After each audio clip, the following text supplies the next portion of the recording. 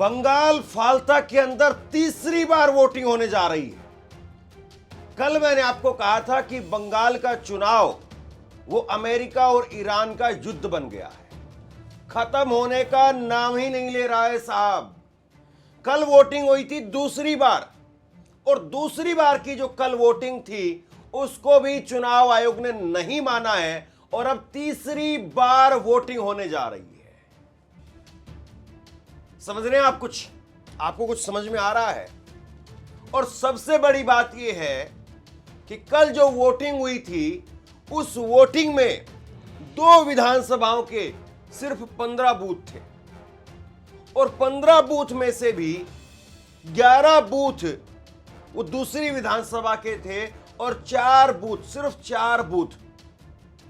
4 booth वो फाल्ता विधानसभा के थे। सिर्फ 4 बूथों पर कल वोटिंग हुई, 90% वोटिंग हुई। लेकिन चुनाव आयोग ने कहा कि चलिए हटाइए, अब 4 बूथों पर दोबारा नहीं करेंगे। सारे 285 बूथों पर फिर से वोटिंग होगी। ये मैं अपनी तरफ से नहीं कह रहा हूं, ये भास्कर की आप हेडलाइन देख लीजिए। ये इस वक्त में पश्चिम बंगाल के अंदर चल रहा है। पश्चिम बंगाल में आप ये बताइए कि इस तरीके से अगर चल रहा है तो कैसे होगा। और अभी तो गिनती बाकी है साहब। गिनती के अंदर जो असली खेला है, जो असली बवाल है, वो तो गिनती में होता है।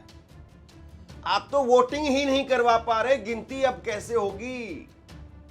बहुत बड़ा सवाल है ये। और मैं फिर पूछना चाहता हूं कि कल जब मतदान हुआ था दूसरी बार, तो सिर्फ 4 बूथों पर हुआ था। सिर्फ 4 बूथों पर ही कोई गड़बड़ी आपको मिली थी, और 4 बूथों की गड़बड़ी को भी आपने अब जो है वो फिर से जो है वो पाया कि 4 बूथों पर भी सामान्य तरीके से चुनाव नहीं हो पाया है, और आपने सारा कैंसिल कर दिया। और अब 285 बूथों के ऊपर 285 बूथों के ऊपर मतदान होने जा रहा है।